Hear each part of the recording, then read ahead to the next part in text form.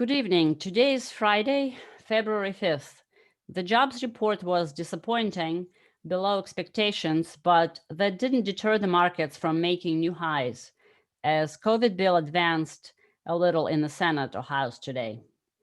S&P 500 sold off 18 points on the open, but then quickly recovered and was trading mostly in the 12-point narrow range for the rest of the day. It closed 20 points higher after making new highs of 38.88. Since the low Sunday night, S&P 500 was up 230 points, or over 6%. Not a bad return for a week. It was the best week since November. S&P 500 actually gapped up every day on the open this week relative to the 4 p.m. close. Nasdaq also made new highs, as well as Russell, which was the leader for today, again, up over 1.5%.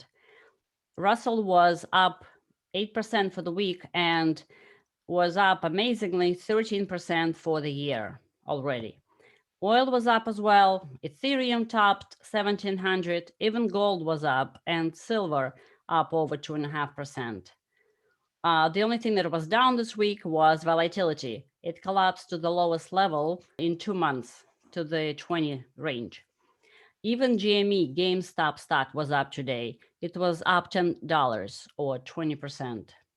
And ironically, when I was saying that there was a plane flying over Miami Beach advertising and celebrating GME, this was the day GME stock was making the top.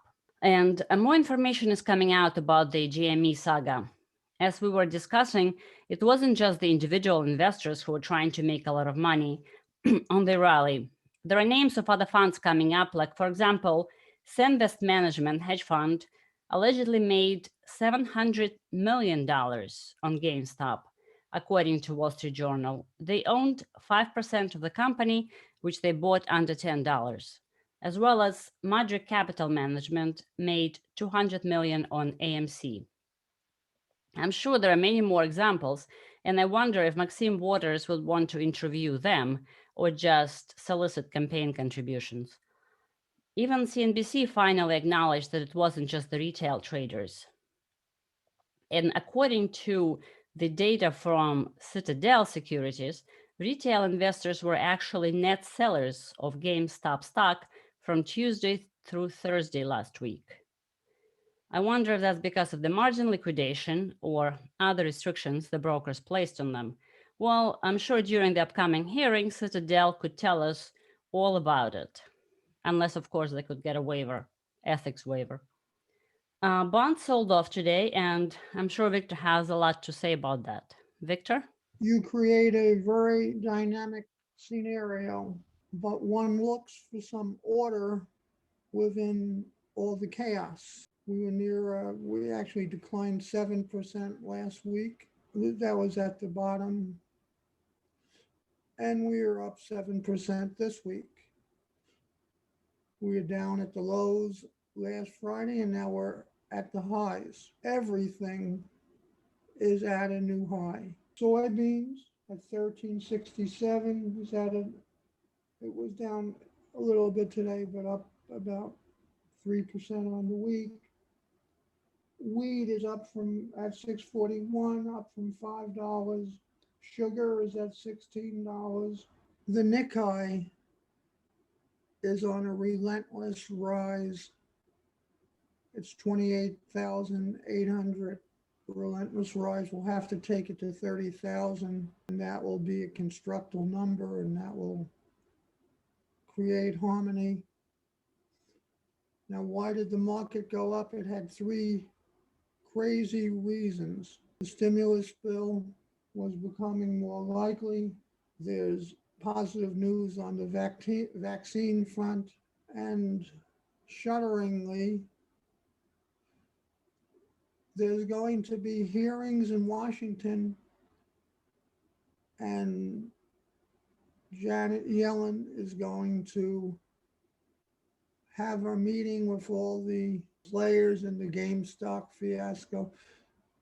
So the third reason for optimism is there's going to be regulation to prevent things like GameStop happening again. That will be very good because we know that, well, the more regulation, the more woke it is, that less disagreement with government allocation of capital. We know that when the top predator is taken away from an ecosystem, there's disorder. The market works on providing, on the public cannot win, or the top feeders cannot lose.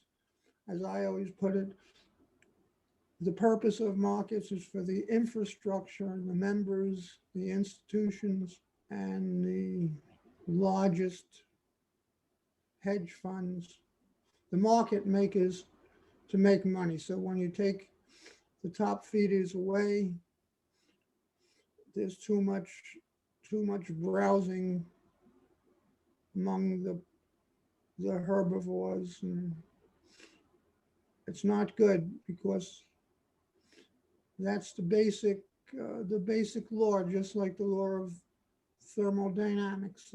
You can't have the public winning. It's like in Las Vegas, they say, have a lot of fun and you leave it here, but don't expect to win. In fact, it's impossible to win Monte Carlo. That brings up another point.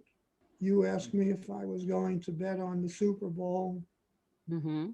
My father always told me, my father's a very wise and learned man, had a lot of experience. Said all gamblers die broke. He then relayed his best friend was coming to his wedding, but he played a little cards on the railroad train back towards coming back to the wedding. He lost all his money and he became a degenerate. He always added, all gamblers die broke, and they become degenerates. When you gamble, expect to lose. Now, this is a very unusual 5 days in a row yellow, up big in stocks and down big in bonds. Has that ever happened before? I see only 4 days there. In any case, I have to go back to 2001 for that to have happened. And guess what? It's bullish for bonds over the next 10 days, but sort of neutral for stocks. It's not bearish for stocks, not especially bullish. Talking about gambling, are you interested in some of the unusual bets that are going on for the Super Bowl? Unusual in what sense? They're prop bets that on things that you would never think have been quantified. It will give us some insights into the type of stock market bets that people are making all the time. The backdrop is completely woke. DC is turning into some kind of bizarre public psychotherapy session. AOC believes that the Capitol riot, which involved 100 people, was designed to put her life in jeopardy. And she was not even in the same building. There's mounting evidence, same there has been for several months, that school closings are extremely harmful. Right. And that they wouldn't be dangerous to teachers, that the young don't transmit it to the teachers. And yet Biden is biding his time. The National Guard has spent something like $200 million in Washington so far. That's only for a month. why they have to show that there has to be a tremendous military force to prevent the supporters of Trump from storming the Capitol. I mean, It's absurd. it's completely absurd. The whole everything is absurd in the news, and yet, and it's more woke, and the stock market keeps going up. And they keep creating the racial divide. Everything is just based on race. Now they're saying that black waiters apparently receive less tip than others. And even Tom Brady, speaking of the Super Bowl, got blamed for his whiteness today by some ironically white journalist. Here are some of the gambling bets that will lead you to oblivion for sports betting, and also if you try similar things in the stock market. Sports, of course, a very big bet, hundreds of millions bet on it, as to whether the coin toss will be heads or tails. Here's the gambler's fallacy in a nutshell. After winning 6 of the past 7 Super Bowl matchups, heads is due for a big day. Will the first touchdown be by Mahoney's? In other words, will he do it will it be on a run by him? You get 23-1 on that. Will Tom Brady's first pass be incomplete? 2.5-1. Will Tom Brady score a rushing um, touchdown? You get 7-1. Will Patrick Mahoney get over 190 rushing yards? That's an even money bet at 190. Then there are a lot of bets on the Kansas City score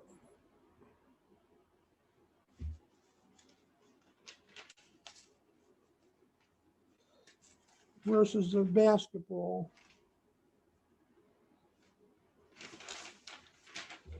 Who is the favorite to win the Super Bowl according to the betting? Kansas City, I think they're +5. All these bets will kill you. It's the worst of times and it's the best of the times, but we're definitely the bull market is paramount. There was order, the stock market closed at exactly the same level that it opened at today.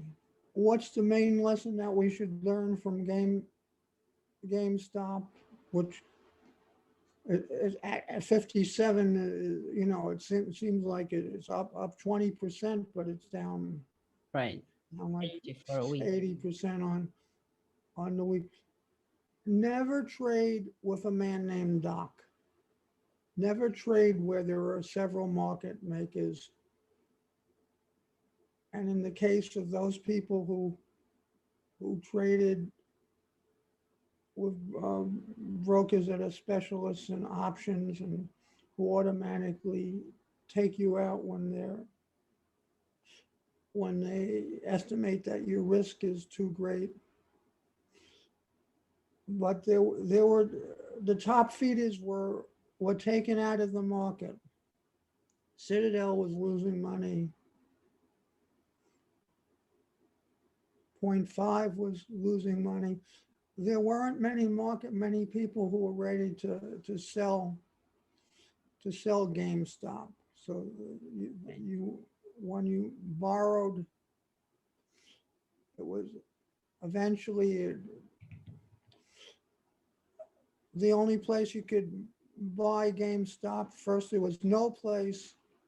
Then for the 6.5 million people who started on Robinhood, they could buy one share. So they were playing with a man named, they couldn't buy. There was no place to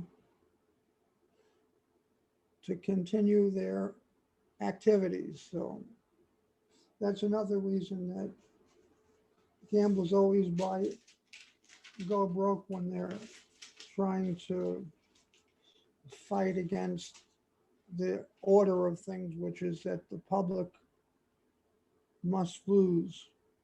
What do you think, Victor, about the fact that for the Gamestop, the short interest was something like 150% or something 130% of the float? So the short interest was larger than the actual float. Is that something that you think should not be allowed, or is that just normal part of market making for the options flow? And Well, I'm sure it redounded to the market makers' benefit. They got the public in at the top. There was probably 100 times as much money. GameStop has been the second largest volume stock of all of the week, was trading 400 million shares every day, which was higher than any other stock. And so all this activity came at the very top, and there are all sorts of special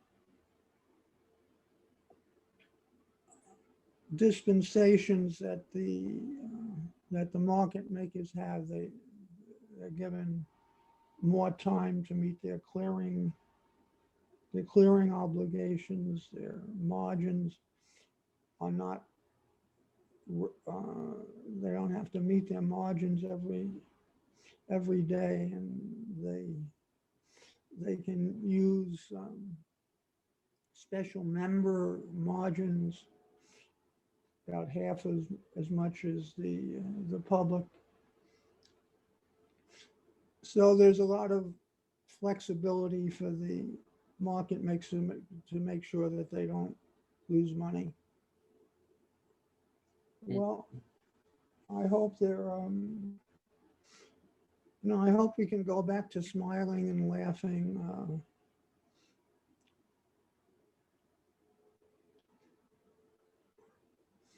What's the market going to do next week? I'm afraid it's going, bonds set a 6-month low, and they hit the 166 handle now. We've had it 4 days in a row. Crude is at 11-month high. We're in there's so much money around. The central banks are committed to providing more quantitative easing. One shouldn't try to short the market. One should never short anything. That would be a good lesson. That's what I told my son.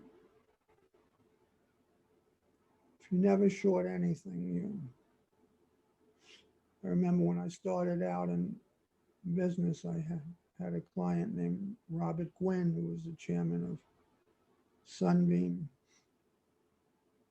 And I noticed that Ho, which provided printing equipment for the companies, had a deficit of like $38 a share, and had not paid it. It was about $20 million in arrears on its dividend. It was selling at 18. Then when I got to Wall Street in 1966, good